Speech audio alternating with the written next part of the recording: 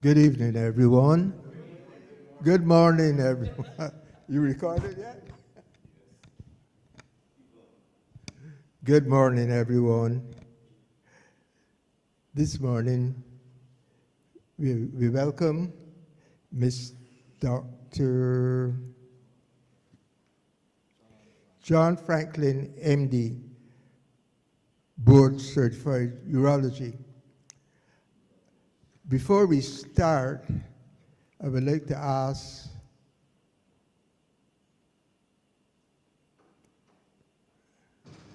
you want to start over? It's live? Oh my God. You had to edit it. We have to ask Brother Llewellyn Williams to come forward and give us a word of prayer.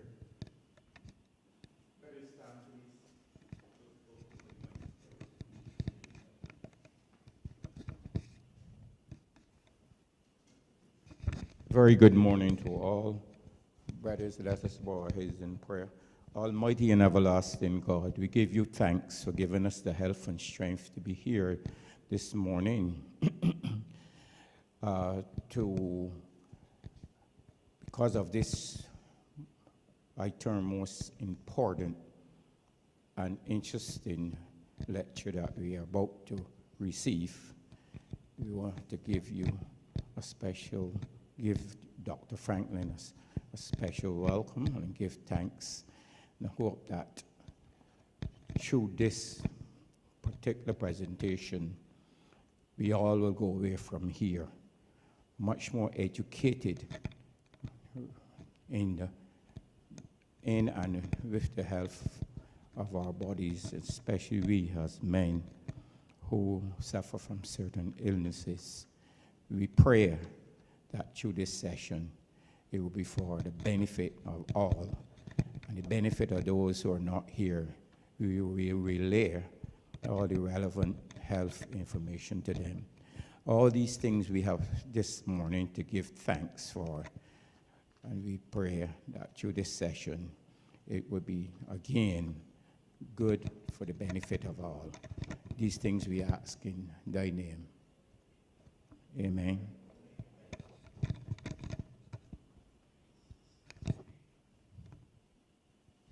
Yes, you must thank Brother Williams. Please be seated.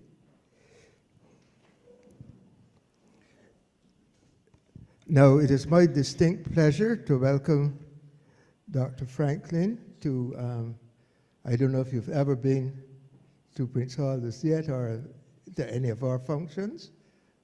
No, I have not. Okay, well, I'll just introduce him to you. Dr. Franklin grew up on the Caribbean island of Anguilla. I don't know how many of us have visited Anguilla.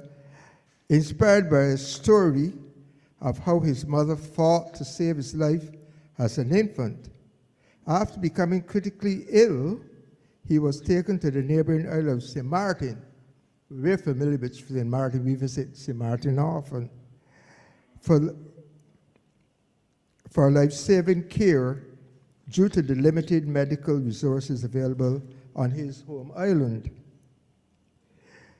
This experience shaped his lifelong commitment to improving healthcare access in the Caribbean.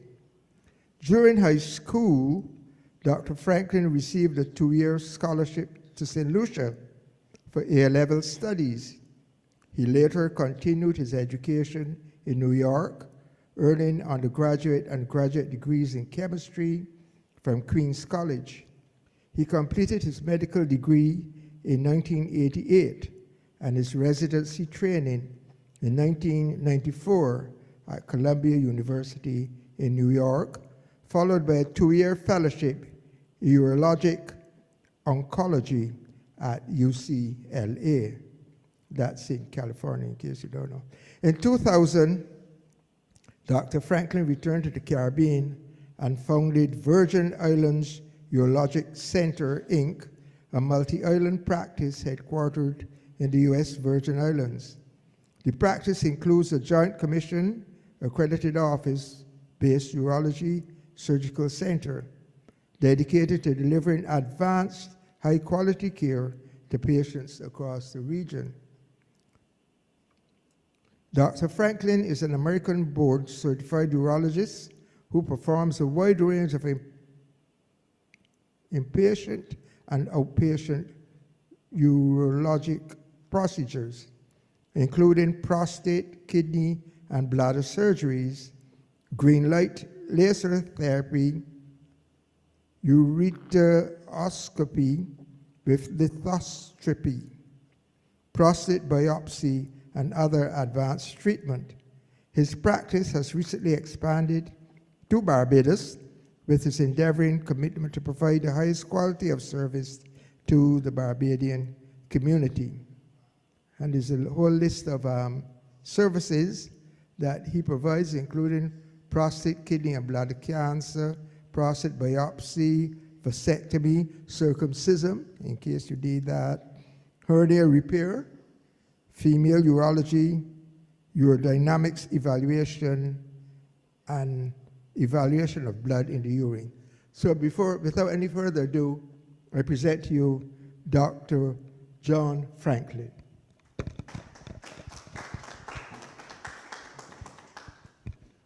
Morning. Okay.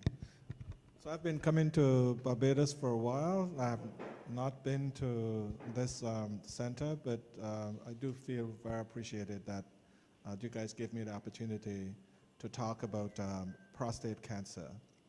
Okay.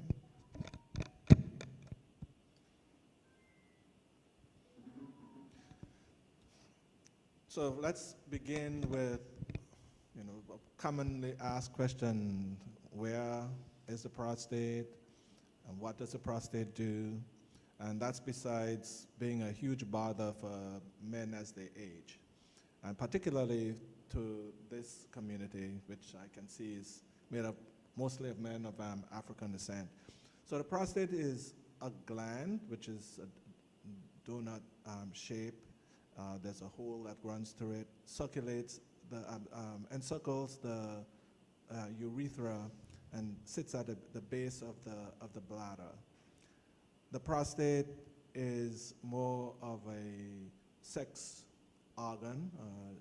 It produces an enzyme, and other substances.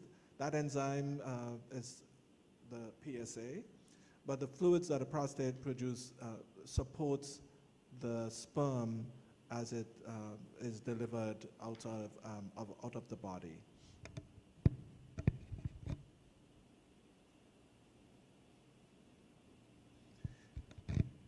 Primarily, like I said, there are two big diagnoses that occur with the prostate. We'll talk primarily of one. There's just plain enlargement that bothers men as they age. It's very common. And the big diagnosis disease entity that occurs in the prostate is prostate cancer. Prostate cancer is very common, second frequently diagnosed cancer worldwide, and fifth cause of death as a cancer-related death. In the United States population, second most frequently diagnosed cancer, and again the fifth leading cause of a cancer-related death. Among males, though, second leading, most frequently diagnosed, and second leading cause of a cancer-related death. And then when we look at us in the Caribbean, among Caribbean males, it's the most frequently diagnosed cancer and the leading cause of a cancer-related death. It is a real issue. And these are just some statistical findings globally looking at prostate cancer, pretty much reflecting the same information I just shared. On the mortality side, which is on the right of the screen, if you look at the screen is not open wide enough, but you will see that among regions, Caribbean, African regions, prostate cancer mortality is among the highest. and that's because of the African population. Same thing here, looking at the disease, again, Caribbean region, highest risk of death related to prostate cancer.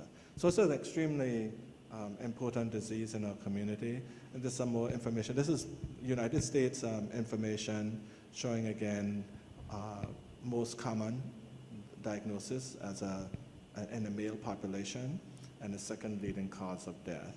And we're talking about thousands of, hundreds of thousands of men. This slide looks at the ethnic racial disparities.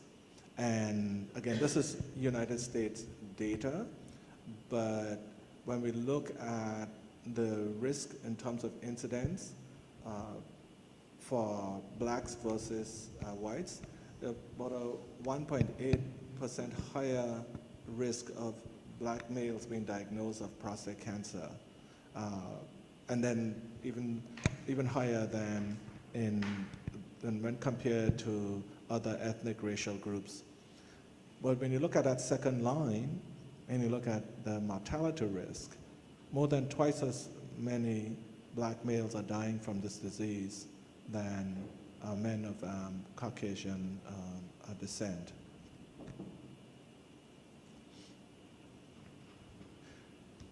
Many people will ask, well, do we know what causes prostate cancer? Today, we still do not know what causes prostate cancer.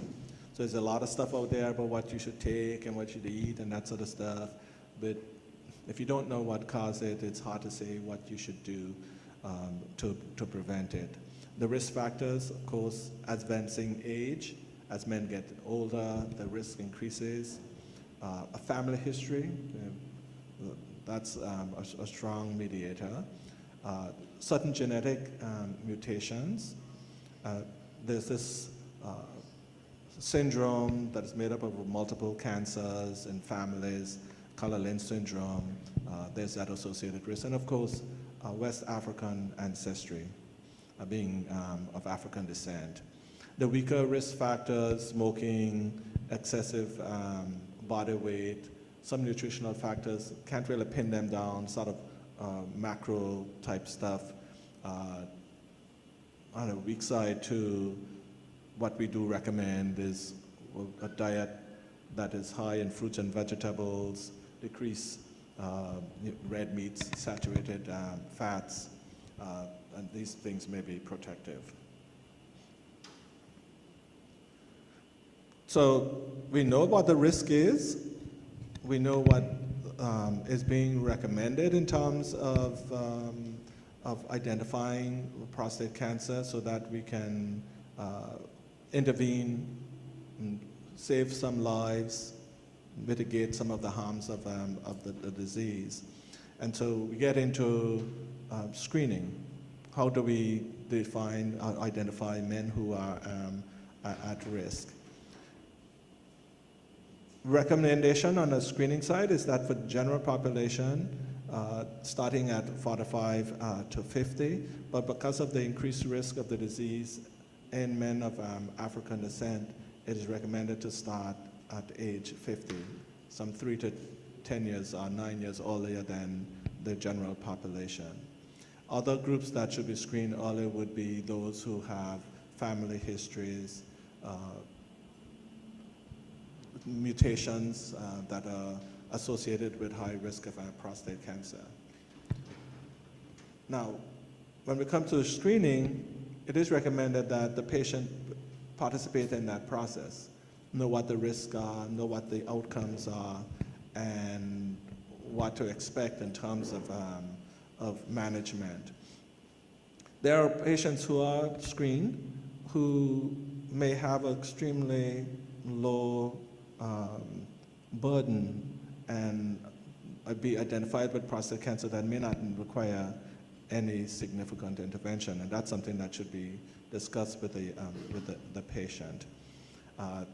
Screening intervals need to be discussed. Not everybody needs to be screened every year.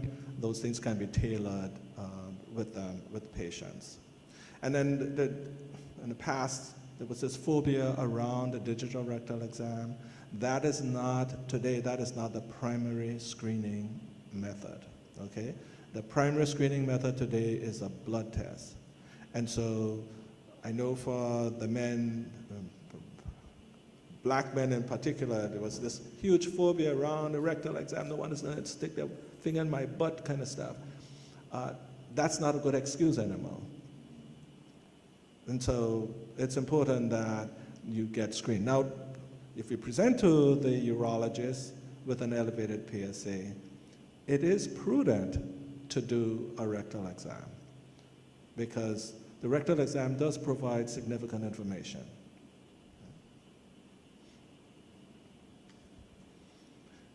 Once a person is determined to be at risk in terms of their PSA, plus or minus that rectal exam, the next step is let's do a biopsy. And again, biopsies can be associated with some complication, but those things get discussed. And as I mentioned earlier, not everyone who gets a biopsy gets diagnosed with a highly aggressive cancer. Some may get diagnosed with a cancer that may just be monitored. Biopsies may be enhanced with certain imaging to determine not just the risk, but also to potentially localize the cancer. And here we use things like the MRI. And MRI does not have to be done for every patient who has an elevated PSA. You know, preferably the patient gets seen by the urologist, be evaluated. Someone who comes in with a high PSA, increasing rapidly, a nodule on the prostate, does not need an MRI. Someone who has fairly advanced, when I say advanced, even locally advanced disease, does not need an MRI. So there need to be a decision that should be made with the patient and the urologist. And then sometimes we use other markers to help us determine whether someone should have a biopsy or not. And patients get biopsied, as an example, you don't find cancer, you're monitoring them, the PSA shifts up a little bit. You want to decide whether you should or should not continue. You can use some of these markers to help with that. The biopsy itself can be done multiple ways. You can do it transrectally, can do it transperineally. Sometimes we use the MRI and the ultrasound and the fusion capacity where the image is brought over. The image provides some localization. That image is fused with the ultrasound, and the prostate can be targeted with the biopsy. This biopsy is taken off a little piece of the prostate. So yes, the biopsy does involve using a needle that snips a little piece of the prostate. It's a needle, you're not cutting. Yeah, so it's done, like I said, through the perineum, which is the space between the scrotum and the anus, or it's done with a probe in the rectum. And in either case, the probe is in the rectum. Patients may have it just with local anesthetic. They may be asleep, depending on the approach and the patient's wishes. And a needle, once the patient has had the imaging, a needle is passed into the prostate and a snip of tissue is removed.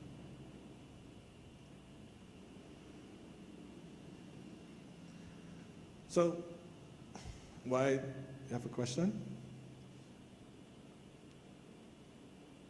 Was there a question? You. I do have a question, but I kind of wanted to let you go a little further. Okay. The question ties to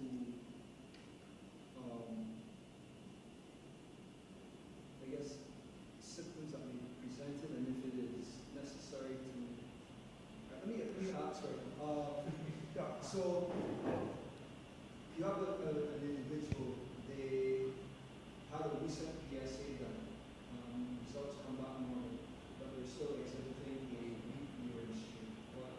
Okay, so that's, I think that's a good question, and as you were asking earlier, you used the word symptoms.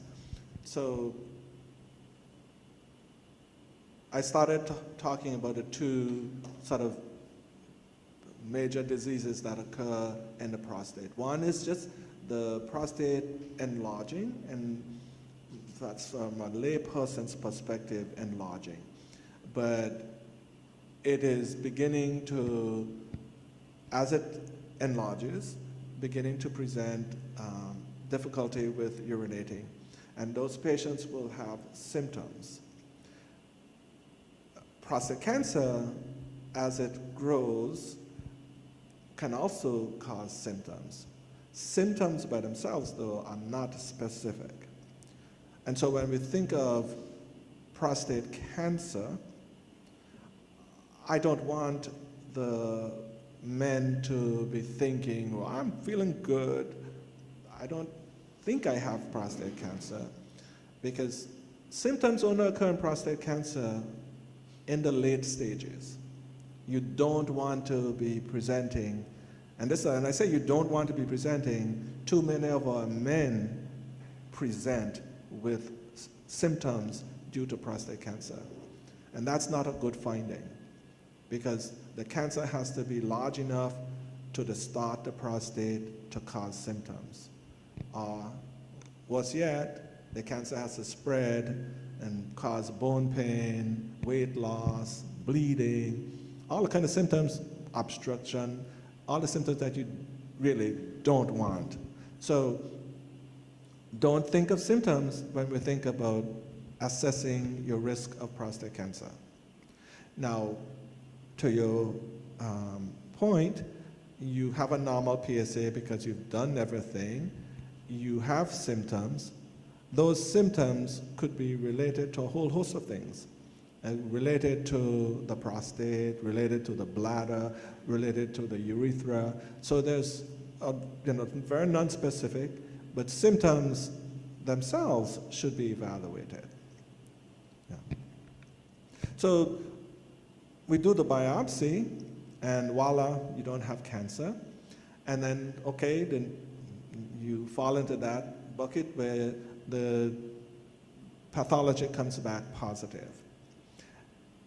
And there's an assessment of, okay, what type of cancer are we dealing with? One of the first markers that we're dealing with is your PSA. That's one. That's registered as important. It's a PSA less than 10. It's a PSA in the hundreds. I mean, PSA can go into the thousands. That's not good, but PSA can be very high. The pathologist is going to tell me you have cancer, but what type of cancer?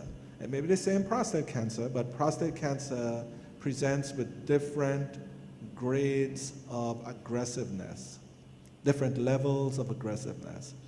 And so we sort of rank those levels of aggressiveness in this sort of risk group, a grade group. On the right column, you have these numbers, and that's what we started with, this Gleason's grade of the cancer. And it's simple. You think of numbers 1 to 5. 1 is very low, slow growing. 5 is fast growing. And the pathologist provides 2 numbers for every specimen because there's variability in the grade when it's presented. Today, we don't count 1s and 2s. So those are cast out because they're so slow growing, they don't even bother the men. We don't call them cancers anymore. Many, many years ago, we did. So the first number that we treat as a cancer today is the level, the grade, Gleason's grade 3. Remember, I'm looking at 2 numbers. So that low group is patients who are presenting with just 3s. And so you have a presentation of 3s, and you can have a little bit of cancer and you can have a lot of cancer. So we're doing this assessment that looking at how aggressive the cancer is, how much cancer you have, what are the measures of amount. The PSA is one measure that tells us amount. High PSA means more than low PSA in general. Is there a nodule? Remember I talked about doing that exam after you present with an elevated PSA. Is there a nodule that I can feel on the prostate? Is that nodule tiny or is that nodule big? That gives me an idea of how much cancer, okay? And then the biopsy, I'm doing 12 punches. How many of those punches have cancer? 1. The punch gives me a little sliver of tissue, like a piece of thread. Is that thread, and imagine that when I put an ink mark on the thread, or blot on the thread, it tells me how much cancer is in that thread. So is it a little bit of cancer in that thread? Is it a lot? Is every punch have cancer? So they get these measures about volume and aggressiveness. When you rank them out, the things, so they have the 2 big categories. Everything is fast growing, so on a very low line. You have the high grade. Well, those are not good actors. Those are special category.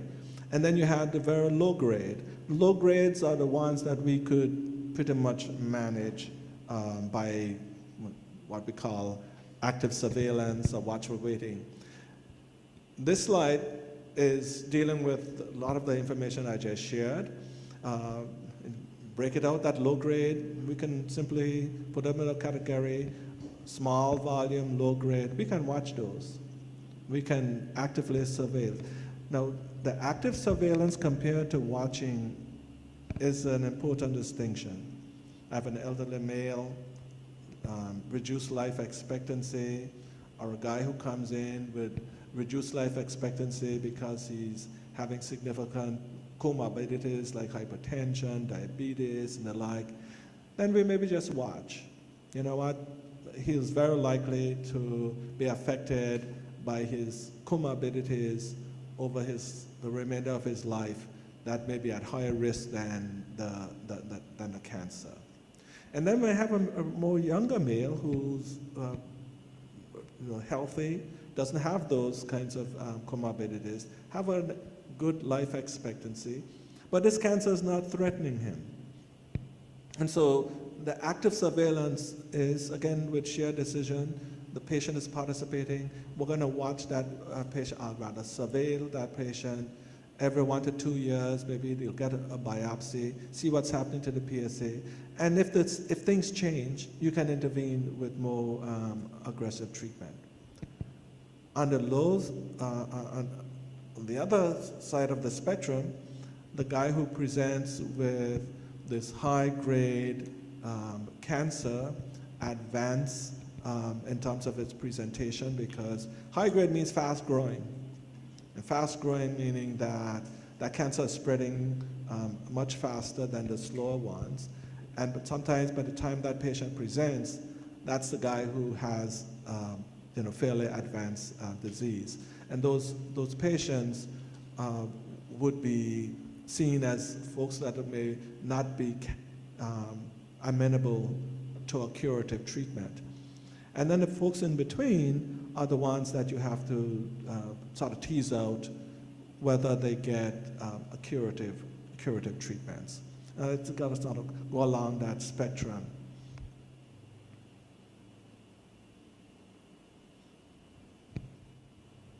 And so pretty much as I shared in terms of how we manage those patients, the folks in between are the ones that, like I said, we're going to now look at how you treat, and that requires a discussion because you're putting all of this information together.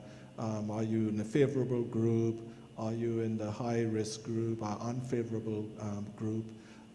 Should you have a radical prostatectomy? Do you get radiation? And the like.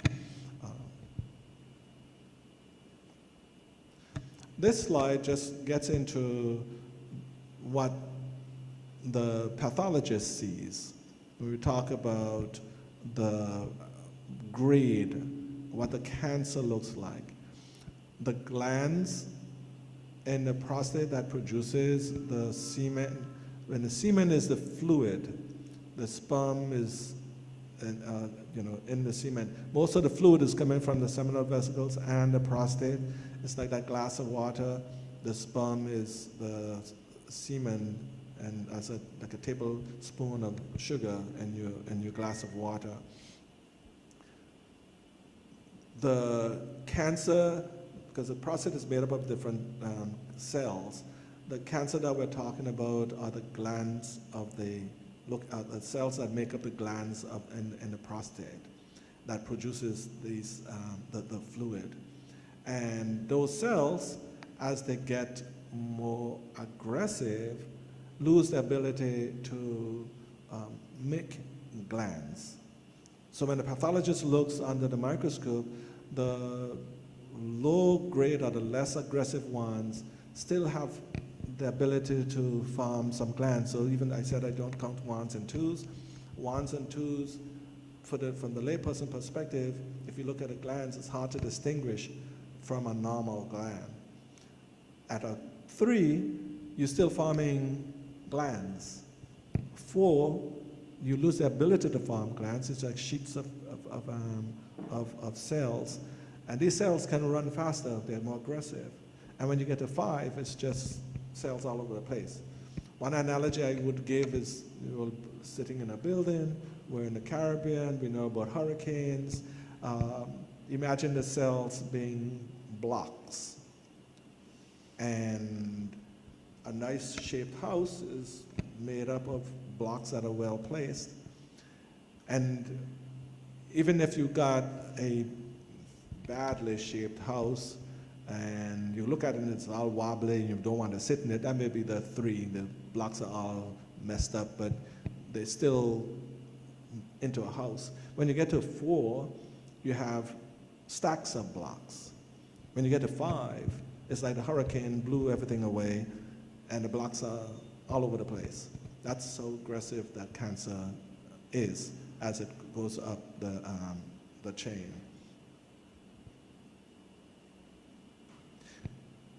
Those changes underneath at a cellular level are also due to what we call mutations in the DNA. So you have this spectrum, a continuum, where you go from a normal cell to some early changes in the cell. The pathologist may be able to identify them, but they're not at that point called cancer. And then you get to the stage where it's cancerous, and the cellular morphology breaks down, and that cancer over time grows. So there's this fairly long lag time.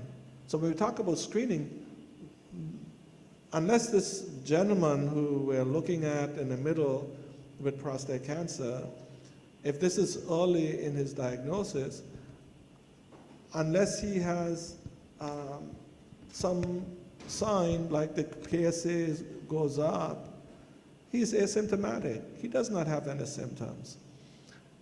But when you get to metastatic disease, several things are happening. First, the cancer now have had years, not a day, not a month, years, so that things change at the cellular level, at the genetic level. The mutations increase, and those mutations, they do a number of things. They also give the cancer cells more potential to do bad things, to spread, to seed. So cancer cells are always circulating. Even for the guy who has completely localized cancer, if you did genetic testing of his blood, you go, hey, he has cancer cells in the blood. But that cancer cell hasn't developed the potential to seed, meaning to grow in the bone, to grow in the lymph nodes. And so, given enough time, that cancer cells is floating around the body, so say, you don't belong here. The body gets rid of it because we have our own internal defenses. The body gets rid of it.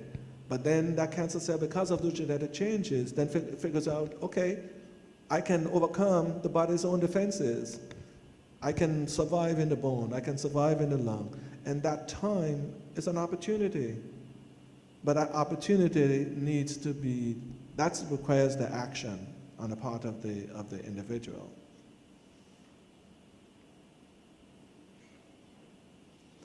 Now, men, and too often, are presenting with advanced disease.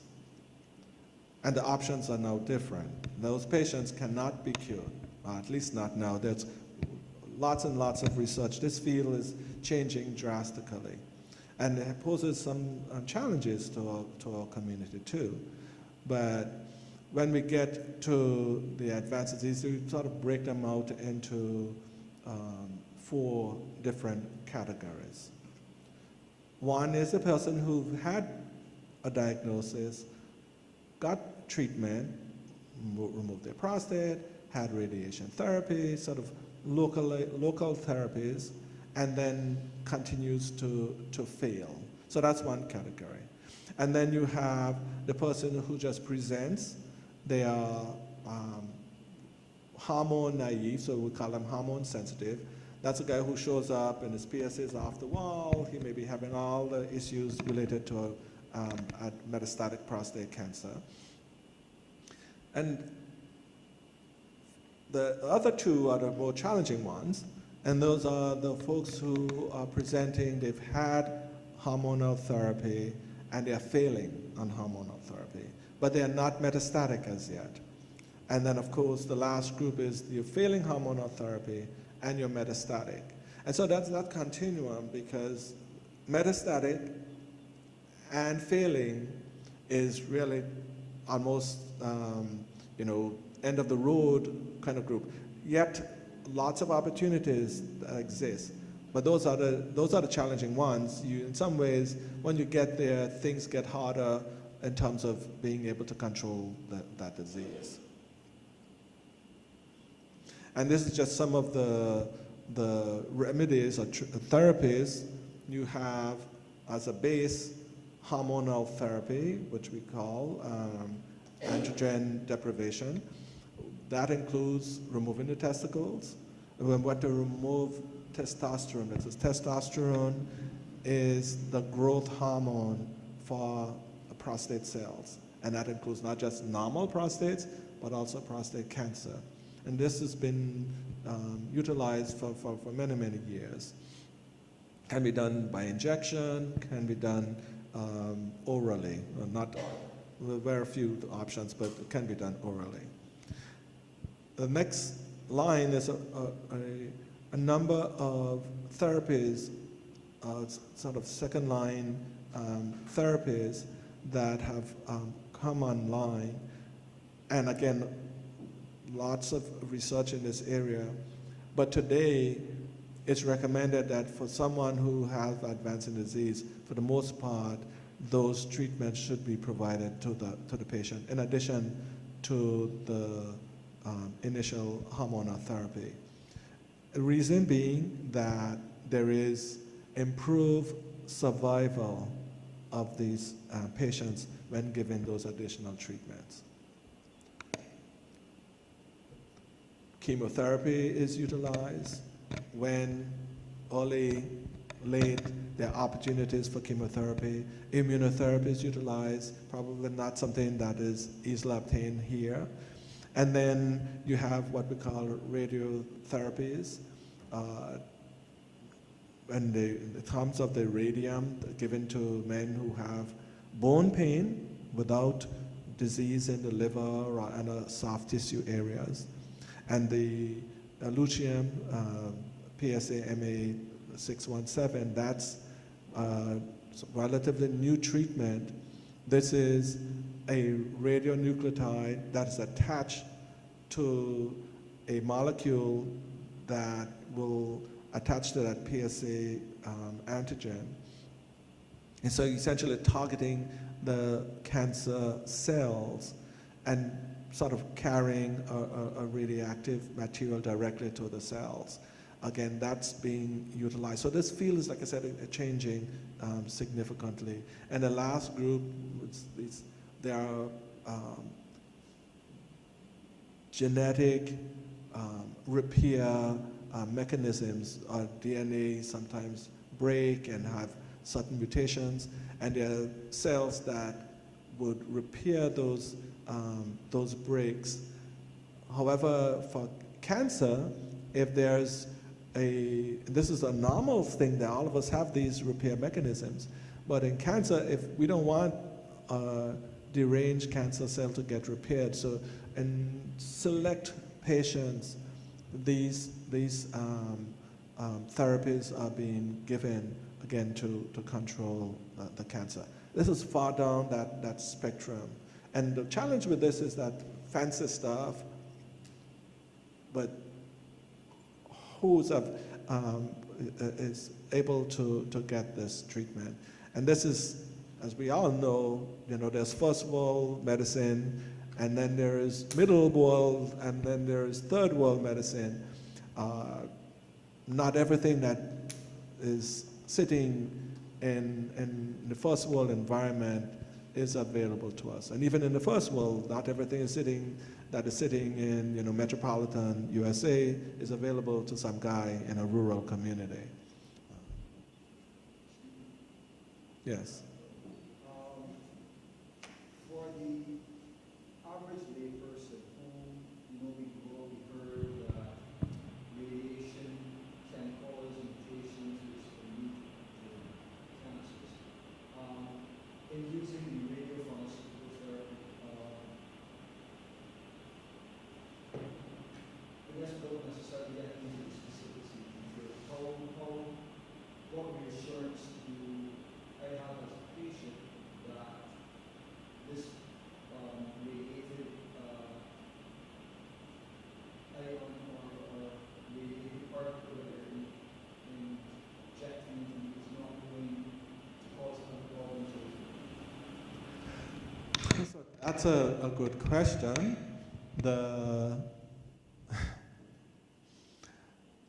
So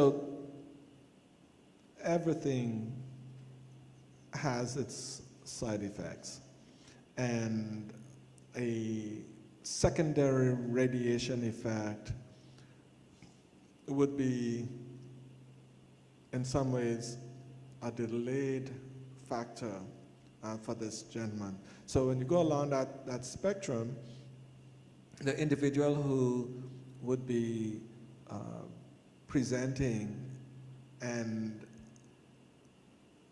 then be assessed for this radiation therapy, radiopharmaceutical, that gentleman would have failed primarily. And again, I caution, because when we look at how it's utilized in the research setting, because before it gets out to the general community, this is being assessed in a research setting.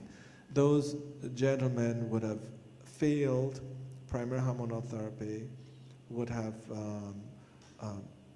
been treated with even some of the other second-line treatments, and are continuing to fail. That individual would have been determined to have relatively small amount of cancer. And so even though they are failing based on the PSA with a PET scan that is looking at what we call a PSMA PET scan, looking at prostate cancer cells, would we say relatively low volume, and therefore you're saying I have an opportunity to maybe treat that disease burden with this treatment. So that's where the initial utilization of these pharmaceuticals come in. On the radium side, that is utilized for, in one sense, survival outcome as a measure. The other would be pain control. So this gentleman would be having severe pain that's not responding to treatments necessarily, who, when you assess, you go, okay, pain is largely due to bony disease, but then he would have failed all the other earlier treatments, and then you're coming in and saying, I am going to give you this therapy to control your pain. Overall, those men are looking at months and a few years of survival. So there's a way down the sort of the trajectory. So it's more palliative than anything else. You're still not at cure. The treatment with the PSMA ligand, that is likely to be used early on. So let's say we do get around to saying, hey, this is really effective in low volume disease. So you get to someone who has had their prostate evaluated, and you have a few mets sitting around, maybe so early, relatively early. You're just beyond local control. Now you're spreading. There may be, and I've said may, this has not been done, but there may be opportunities to use this early if it's demonstrated to be very effective. In that case, now you're looking at someone who may be looking at an opportunity that they could be alive 10, 15 years. That's when those risk factors will come in. But that you're going to have to choose, right? Yeah, maybe I can get a secondary cancer and get a long lease on life, Yes, but this surgical castration, do they take off what? Your nuts, your testicles. Testicles, right? Yes. I thought, would just take off the prostate. No. So removing the prostate is for local control. So local control is you present early with your disease, and you're assessed based on the PSA, based on the nodule, if you have your rectal exam, and maybe even a bone scan, CAT scan, or even a PET scan along the discussion we just had. And then you determine to have organ-confined disease. This disease is in the prostate, and the prostate is removed. There are some who are advocating even removing the prostate in more advanced disease, and that's because of what considered like clonal propagators of the cancer. That shared that the cancer has itself has a spectrum of grades, that sometimes one clone, it's like looking at a class and you go, you know what, if you said you teach, you probably know that there's that one individual, he can stir things up, right? You walk away and 10 times out of 11 or 9 times out of 10, let's say, it's this one individual who's stirring things up. Well, same thing would be for the cancer, that there's a portion of the cancer that's the real driver, sending out all of the bad apples. And that maybe if you can remove that, together with all of the other systemic treatments, you can get better control. But when you got the castration so early, So it's not about what should happen first or second. So castration was a first-line treatment. Historically, it was castration. Castration today is still actually a very good option. Lots of guys don't want it, but it's still a very good option. I don't do it often, but would I do it for? It would be the gentleman who, maybe for all sorts of reasons, if it's someone who's terribly compliant, and you go, well, they're not going to come in for their medication. Maybe they have a real hardship because there's I run on that list, I talk about first world versus second world, but one of the mediators here is cost. So there's something called, therapeutic toxicity, there's a cost to all of this, or rather financial toxicity of the treatment. The patient who don't have insurance needs to be treated. Remember, there's no difference in the treatment. You can have your testis removed, and on one hand, it's a relatively minor procedure. It can be done in the office with local anesthesia.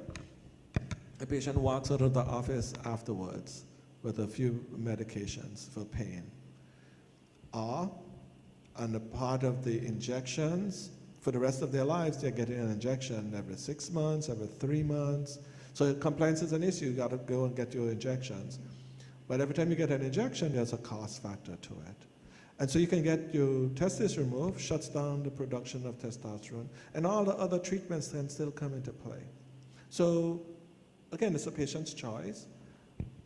But if someone is going to be in a situation where they, can't afford the medication and have real confusion about what the removing the testis is, then, sharing with them, hey, this is not a real huge burden in terms of the challenge. They are not going to perceive any difference. In fact, some of their side effects may be better than the injections. Okay?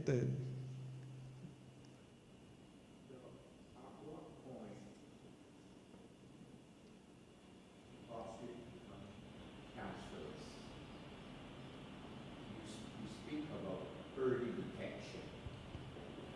If there are early detection when it comes to the prostate, connected to your main question, when the prostate actually become cancerous from start down the line, it gets cancerous after, or when it start happening, it means that it is cancerous. Okay, so that's a good question. So there's a histologic process that is, imagine one cell becomes cancerous, and with time, that cell continues to multiply. That one cell becoming cancerous is not detectable. It's not detectable. It's one cell. Many cells become cancerous, and the body's own immune system gets rid of them. Cells break down, exchanged. The body gets rid of them, but eventually a cell becomes cancerous and holds. That's not identifiable. With time, that cell multiplies because it's producing PSA. With the normal cells produce PSA too, but because that cell is multiplying much faster than the rest of the prostate, it causes the PSA to go up. So that's one of the earliest signs that something may be afoot, right?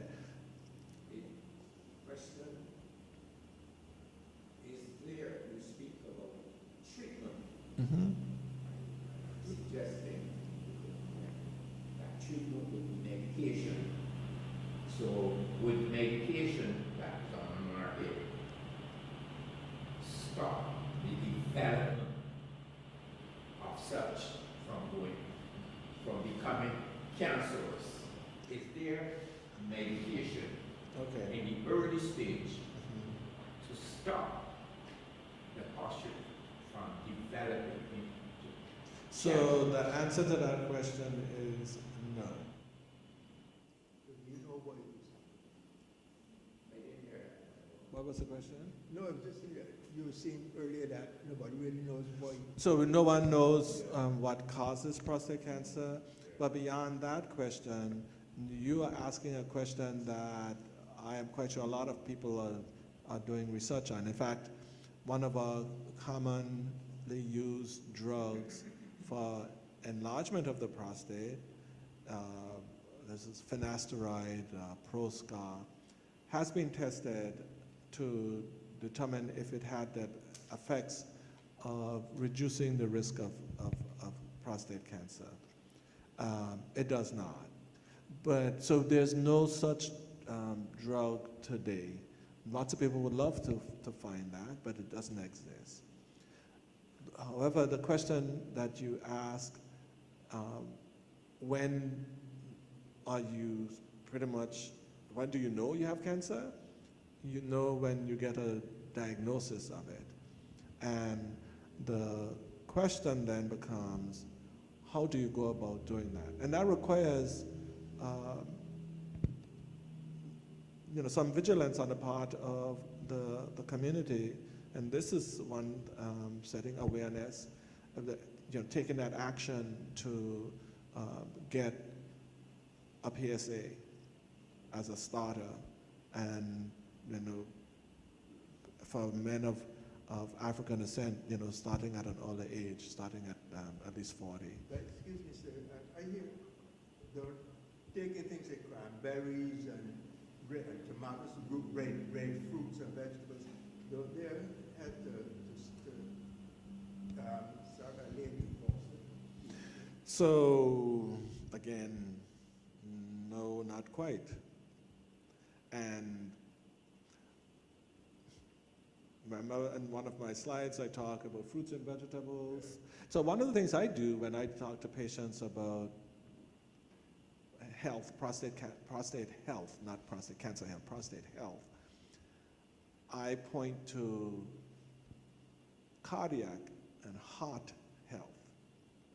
There's a lot of stuff out there in terms of herbal remedies that are directed towards prostate health. And for the large part, I think they're sort of misdirected. But you see them, and then their names are catchy. I'm going to get into calling names. Their names are catchy, they have health in it, and they have beta in it, and that kind of stuff. That sort of give the impression that this is doing something for your prostate.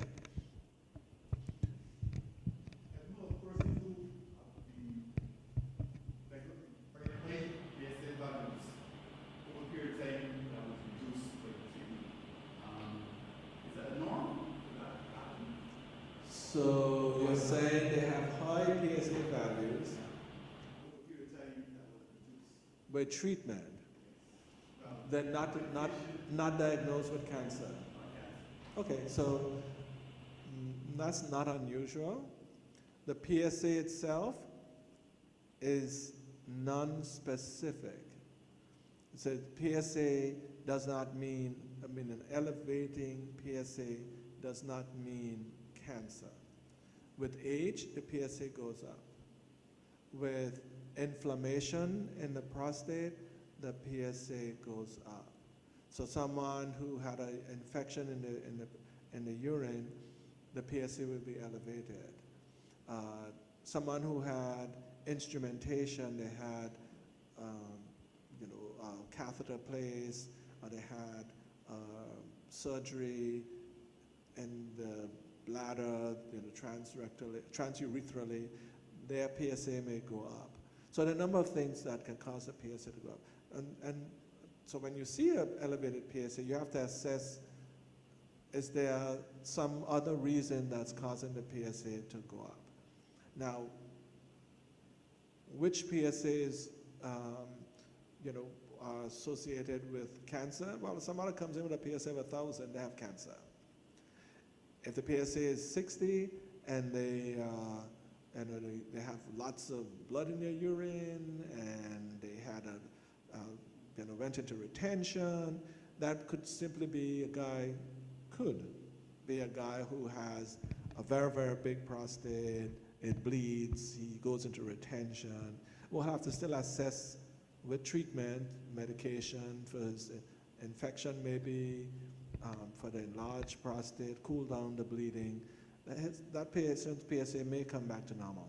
But once your PSA starts going above 10 and into the 20s, unless there's some other stuff going on, you're in sort of, to the most part, sort of getting into bad territory. So what level should it be normally? So again, it's based on age, your PSA, and we're beginning to now sort of drive that number down. In the past, it was 4 for men below like 70. Today, someone in their 40s, a PSA of 2.5 and above should be considered of concern. When you start getting into your 50s, into the 60s, 3.5, above the 60s, 4. As you get into your late 70s and 80s, a PSA of 5 and 6 can be accepted as normal. Next question, in reference to PSA, how often should you check it? Being my age, I'm only 24, so this is just my question, how often should we use? So 24, you don't need to look at your PSA. So they've recommended for men of African descent to start at about at 40. So in reference to that, I suffer from kidney disease as well. So that also increases my chance. So that's basically asking the question. So 2 different diseases. So not really correlation with your prostate cancer risk. Yeah. You have a question? And I'm actually glad that you said that because that was one of the questions that I was going to ask, which was, is there a correlation between kidney health as not obviously the key component of the circulatory system and prostate health? That was one thing. And then the other thing I wanted to throw in there just as a reminder to all present, cellular mutations, as much as we will try all kinds of ways to improve our overall health, those cellular mutations do occur naturally in the cell replication process. And some tend to lead towards negative developments, and then as we said earlier, some more to do with process of this. And I wanted to put out there as well, just as a reminder, you can try to live the best way as possible, as clean as healthy, but cellular mutations will still happen because that's just a natural part of the process. Yeah, and I think that's an important point that, yep, you are living your life, you are doing the stuff to, sustain your health, eating well, exercising, that's all good stuff, and eating properly, but you've got to check. And it's, for the person who, and maybe it's cultural or whatever, like, as I said earlier, the phobia around the exam should not be seen today as a reason for not getting checked. There was I had trouble finding my presentation, and even this one sort of is missing a portion that I wanted to get into, and that is dealing with some of these issues here. The AUA has, this is the American Urologic Association, it's a sort of a nice presentation that we as physicians should share with a community. And the basic thing is actually looking at the risk to men of African descent. I stated earlier that we are at higher risk of being diagnosed with it, about 1.8 times the risk of Caucasian men. We're more than 2 times the risk of dying from the disease. But when we look at, and we're talking about the USA, but some of it can be extrapolated here too, as it deals with some of the responses that we're hearing. So the PSA, that we probably 40, PSA came about like in 1980. And immediately after the PSA was introduced, the number of men who presented with advanced disease. Prior to that, we didn't have a marker. So PSA was a good marker. The vast majority of men who presented prior to the PSA presented with advanced disease, unless they had some symptoms. And symptoms are non-specific. So, oh, I can't pee, you go in, yep, it's prostate cancer. But remember, prostate cancer presenting symptoms is pretty much delayed. So that was one marker that we started doing screening with the PSA. The number of men who present with advanced disease decreased significantly. But there was all these questions around, is PSA saving men's lives? And that's a tougher question to ask, rather to answer, the validity of the PSA. And so, I mean, lots of debate, really can't answer the question unless you have a long randomized study. That means, a randomized study means, okay, we're doing the PSA, we perceive that there are benefits. Now we're going to turn around and say, we need to do a study where some men won't get a PSA and then some will follow them for 10, 20 years. Very difficult to do on a population base. And so because that data was not there, and because of all the confusion, one of the regulatory bodies, the U.S. Preventative Task Force, recommended that a PSA should not be done as a routine screening test. And it meant that after that recommendation, insurance companies weren't going to cover the PSA test. The general practitioners didn't have a need to, because the word from high is that this is not a valid test. And what have we seen in the U.S. population? Uptake on presentation for everybody, all comers, white and black, uptake with advanced disease. Because we are dying faster than the general population, in about 2018, there was a recommendation that men of African descent need to be informed of their increased risk of dying from this disease. Right? But when we look closely, and we look at who are being screened for prostate cancer, meaning given a PSA test in the general medical community, men of African descent are given that opportunity less so than the other Caucasians. I think Hispanics have some of the same challenges, but they don't have the risk factor. And so you have a community that is of highest risk of being diagnosed, highest risk of dying from the disease, yet being screened less. So that's the US population. You can talk about disparity of healthcare and the like. But what do the numbers show here? Our community is being affected by the disease.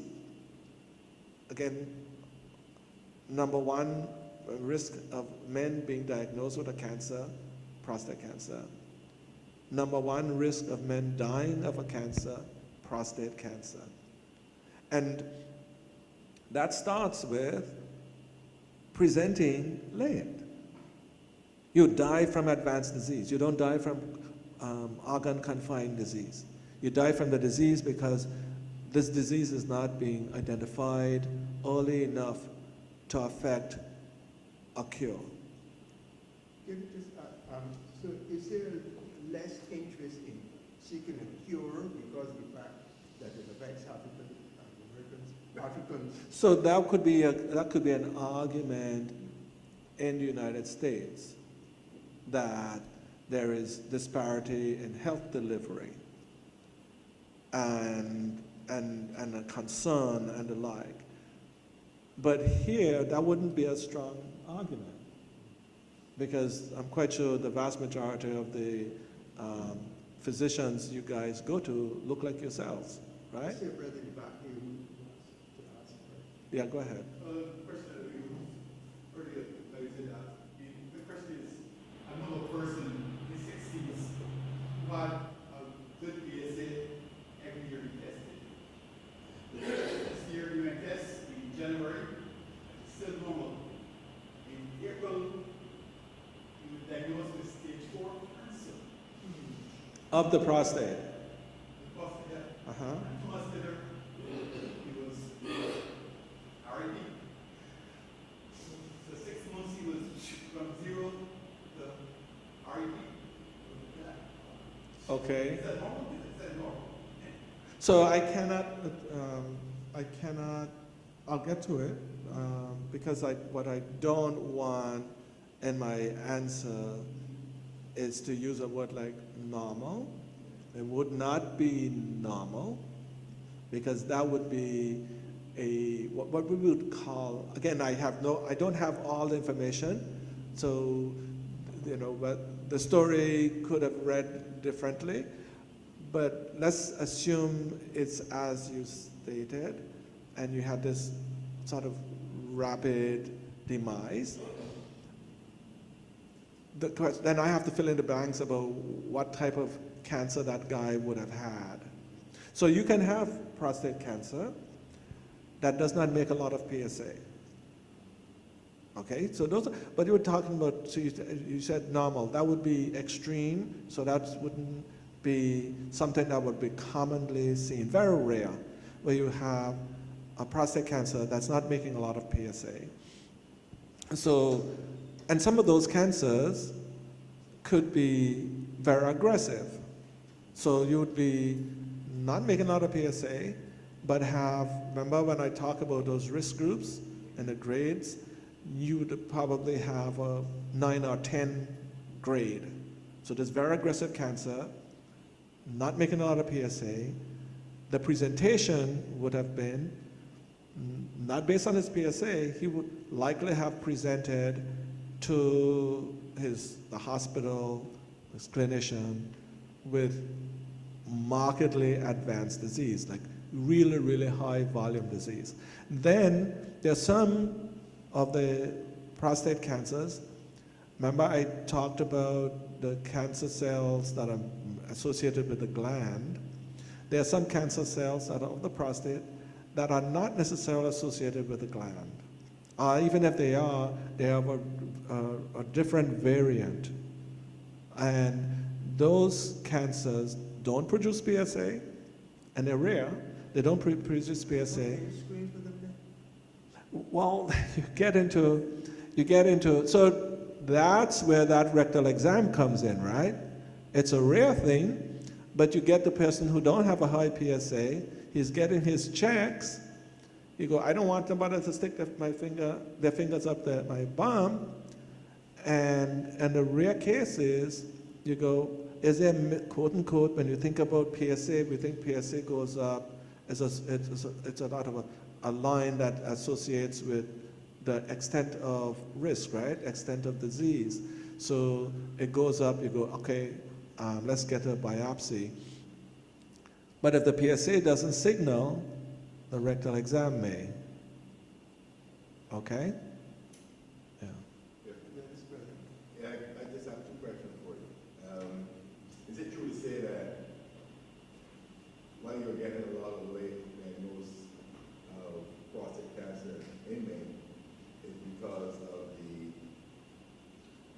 costs involved in finding out the diagnosis? Let's say you go and you get tests, and it costs you $55 at the cancer society. Then you realize that you're about 9 or 10 in your PSA. You go to your doctor, and then you're fighting with a bill of $5,000 to $6,000 just for that visit. You don't think that what is scarier? A lot of men from getting to the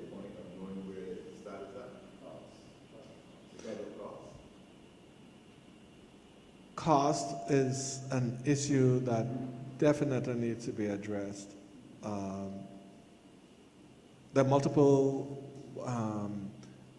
other issues though, and some of it is cultural.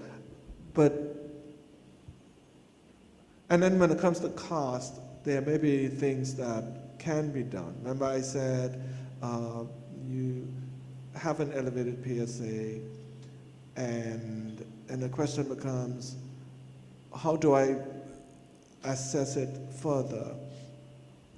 Do you do the rectal exam? Which is no cost?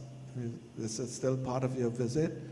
Or do you, get an MRI? May not be promoted by the patient, but the physician may think, oh, you need an MRI to see if you have cancer. Well, you don't need that MRI, because you get the MRI, yes, no, you still don't know whether you have cancer. You still need a biopsy, right? And in some ways, there are certain things that could be done to mitigate. So getting the biopsy would be something. Negotiate around the cost about what your biopsy is. But I would think that whereas it comes up as an issue in terms of healthcare cost, it's probably not the prime reason for men not getting checking for their cancer. I mean, that would have to be done as a sort of a meaningful questionnaire into the community as what are the reasons why men are not getting diagnosed. But even in settings where there is opportunities for healthcare coverage, we're still seeing the issue around men of African descent not getting their evaluations. So the reason I would come to that conclusion is because I remember a personal incident where I would have had a test, and I would have gone to my doctor, and I showed him the results I would gotten from the test. And his next thing to me is that I already got to do a biopsy. And when we checked out the biopsy, that was $2,800. I have that, I had $2,800, right? So I'm saying the stages that you go from zero or from $200 to 28, and then from 28 then you go on to another thing. Because these sort of things are not available readily at the QH, and they're more available at the private doctors. So I'm telling you that a lot of this, where men are shying away, is very costly to look after your PSA and where you're at. It is not to find your status in Barbados. It's not. You must have money in order to find out exactly where you're at with your PSA status. So, when I don't know enough in terms of insurance penetration in the community, so that's why a lot of men are shy away. Because of the cost. You can't afford it. You can't leave here and go into anyone's office and pay like $200-300. The next bill, I'm telling you, is going to go over $3,000.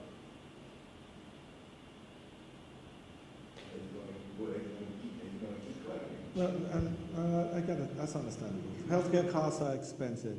The issues with healthcare costs are expensive. It is. And so there are multiple factors. Healthcare costs is expensive. And then there is this driver for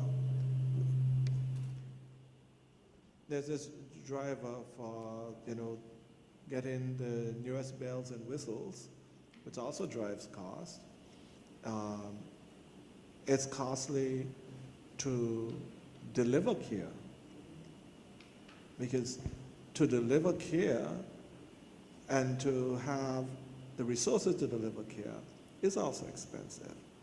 Because you're saying, okay, I want to provide care in a certain way, but you have to now transfer the resources to do it, and those resources are baked in because if things break, you got to go on the market and replace it and the like. So it's a real challenge. Okay, so we just ease the questions and then Dr. continue with his presentation. Oh, I'm pretty much through with my presentation. Yeah, that was like, I did have that additional piece which I shared with you. I apologize for not having the slides, but the most important thing is, I mean, we got into it with our discussions, and that is to be proactive and getting checked. And I know it's a challenge. There's a cost factor with challenges. It's a cost factor with choice. And choice has, significant consequences depending on how those choices are made.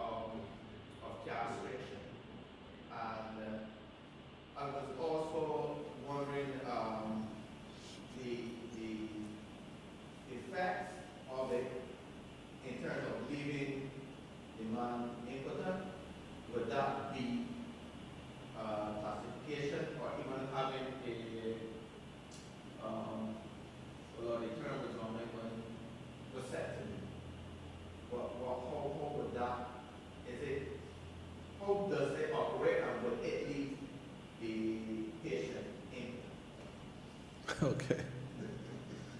So getting into a whole different thing. So vasectomy has to do with preventing pregnancies. Just literally blocking or cutting the tube that carries the sperm from the testis to the prostate area. So that's a vasectomy. The castration is removing the testes completely. So for two different purposes.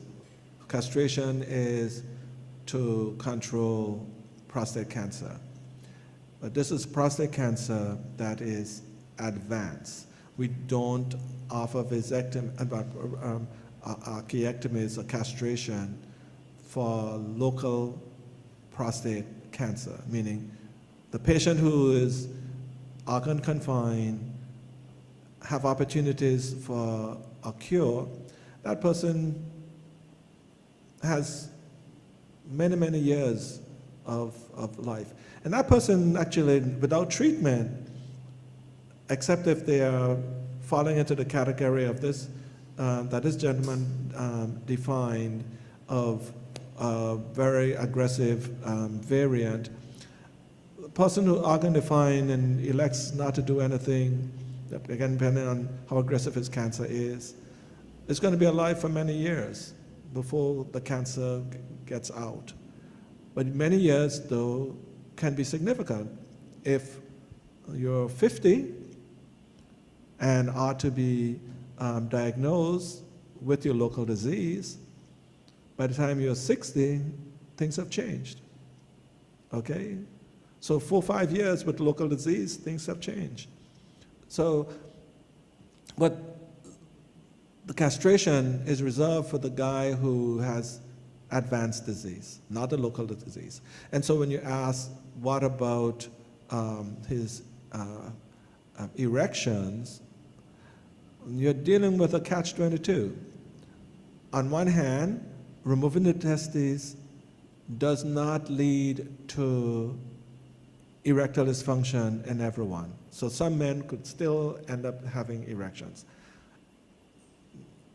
And then there are still treatments for erectile dysfunction. The oral medications that you can take can help.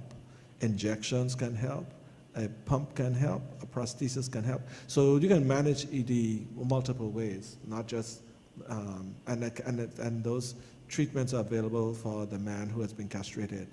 But that gentleman who you're offering a castration is someone who's looking at an advanced state.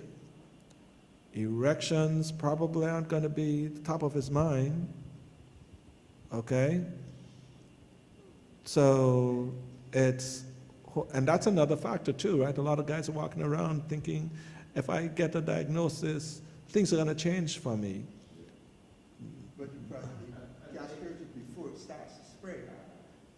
You're castrating after it has started to spread.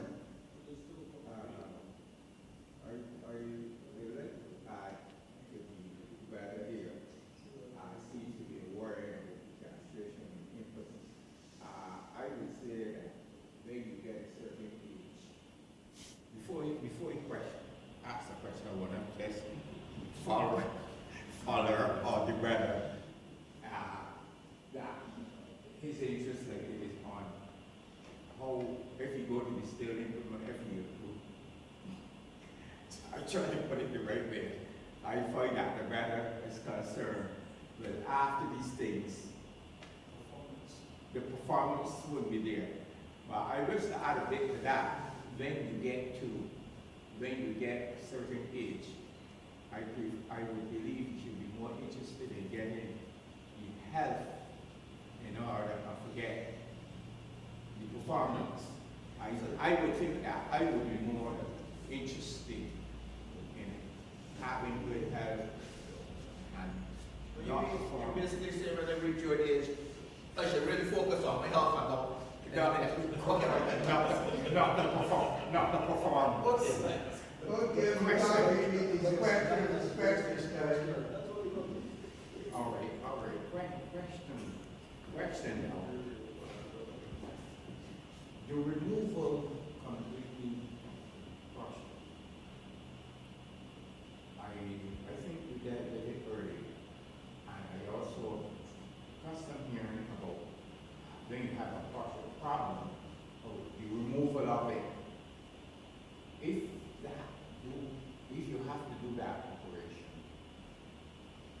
would that solve the problem, your nasal problem and cancer problem, if you remove the person altogether, which I heard, so if that would be best or not. Okay, so that's a common sort of thought that, well, if you have this risk of having cancer, why not just remove the prostate?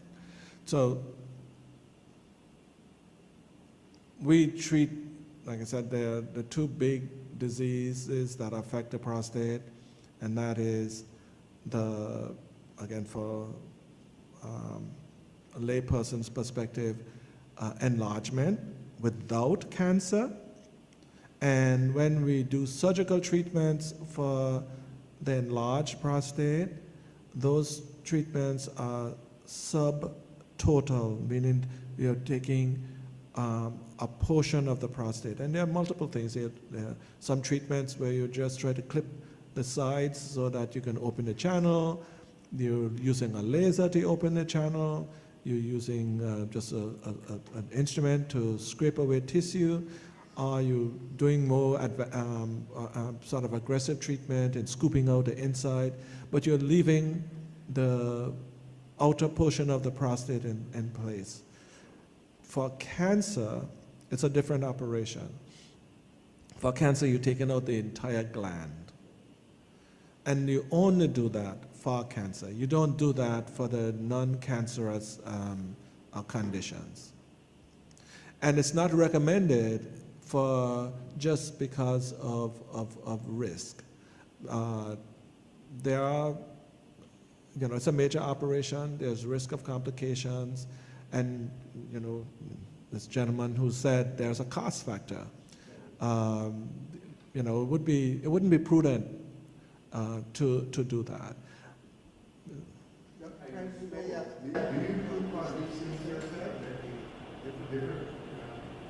Yes,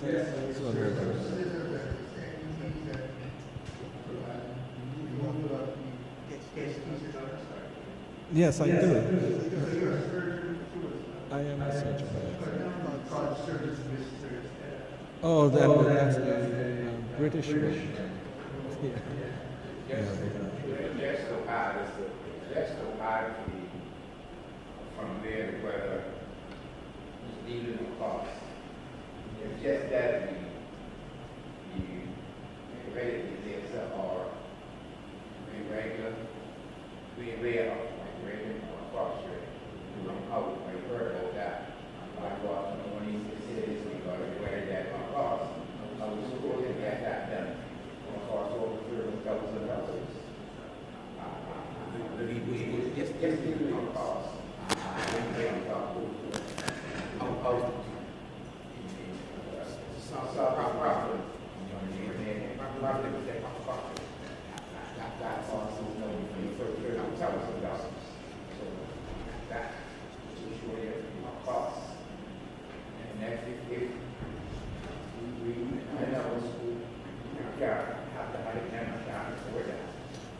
And there are other options. So, and I understand. The thing is, and that's one of the challenges of healthcare and the progress of healthcare. I shared with you on the advanced cancer side, because so you have these issues of, the progression of the cancer. And if decisions are being made to avoid cost in the early stages of the disease, it doesn't get any better when you deal with the late stages of the disease. And then you have the issue of what's available, because all the newer bells and whistles, they come with a huge amount of cost. And not just from the individual side, even from a country side, just to have them available here. These are major concerns. I have one more. Oh, sorry, go ahead.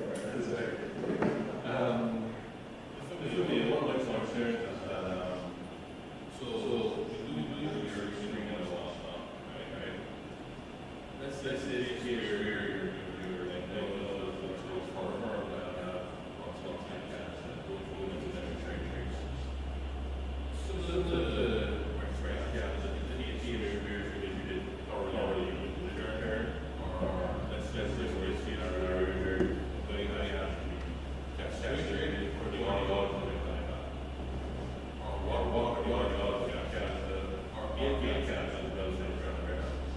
Okay, so a multi-pronged question.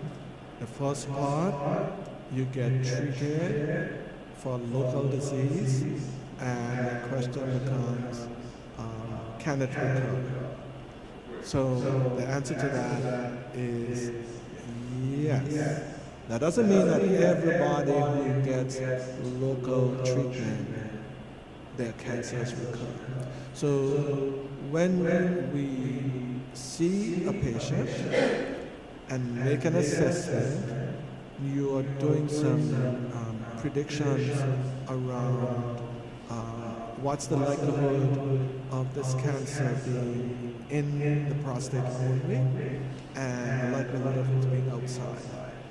And you can look at the PSA, you can look at the rectal exam to tell us how big the cancer is locally.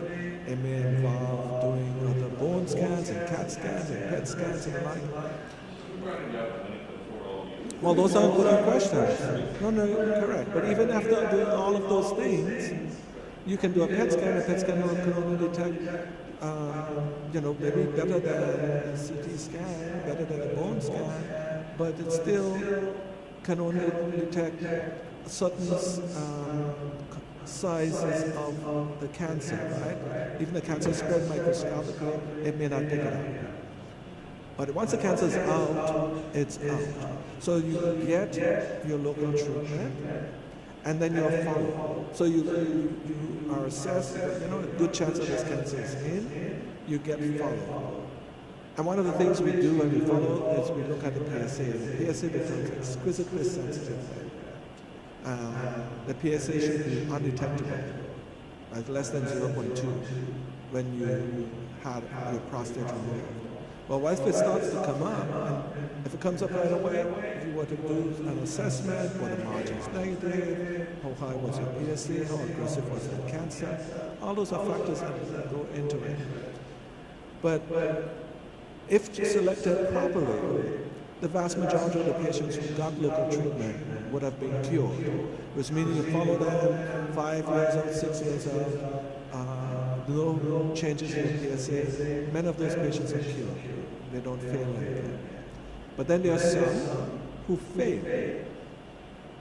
And so those who fail would be in that first category, would be seeing exhausted local therapy and fail. Because sometimes the failure could mean if you had radiation, let's see if you can either remove your prostate, freeze your prostate, do some more radiation. You had your prostate taken out, do you need radiation therapy to see if you can mop up anything that was in the bed of the prostate, potentially improve your cure rate. But if you fail, then you get then manage for failure. But that's early failure. Usually at that level, we talked about that radiation pharmaceutical. Those patients who do that PET scan cost money. Are those patients, is that available here? Very likely not, because that's not a really new line treatment using these radioactive pharmaceuticals to treat small volume disease. So those are the type of challenges you get. And so that's one group, and the other group would be patients who present with advanced disease. They need hormonal therapy. Remember, that group of patients are not being cured. That group of patients are being managed. But what does management mean? Management means that some of these patients could be managed, again, based on their age, could be managed effectively for the rest of their lives. If you're 70-something years old and you have good life expectancy, if you were in the first group where you had your surgery, you started to fail now because your PSA started to go up, it's a good chance that you can live for the rest of your life with hormonal control and the cancer not bothering you. Now, does it mean that you get to 100? Maybe not. Okay? If you're presented with very advanced disease and got a castration, you're not being cured. You are going to, if you have a good performer, you would see your PSA drop and hold for many years. But then it starts to fail. And that's where some of all these other treatments come in. First, if you get that castration, you may need to be on those second-line treatments, the oral therapies, to improve your survival. And then all of the other treatments, when we begin to fail on the hormonal therapy, there are all these other treatments that require, a major cost factor.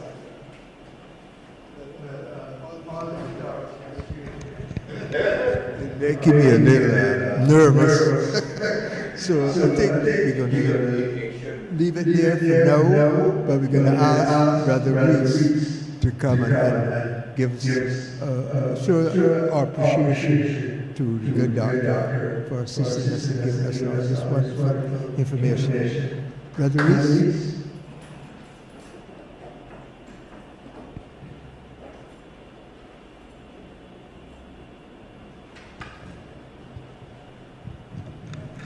Good morning again. Dr. Franklin, I want to take this opportunity to thank you for taking the time out of your busy schedule to come and sit down and have this conversation with us and sharing with us the importance of men's health care.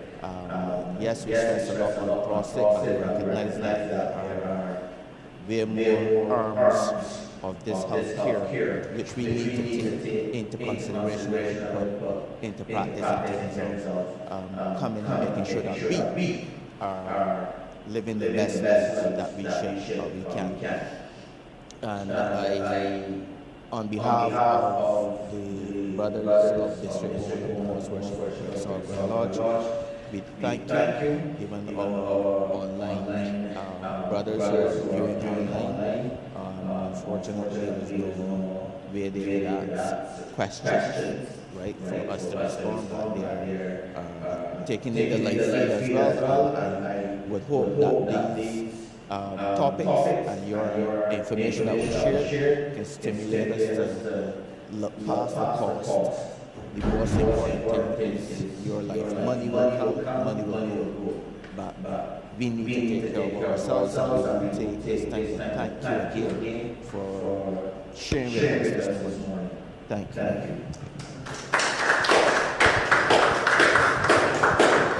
I'd also like to add that I understand that Dr. Franklin will be available downstairs in case you have any personal issues you want to ask him. You can do that. Thank you very much for coming.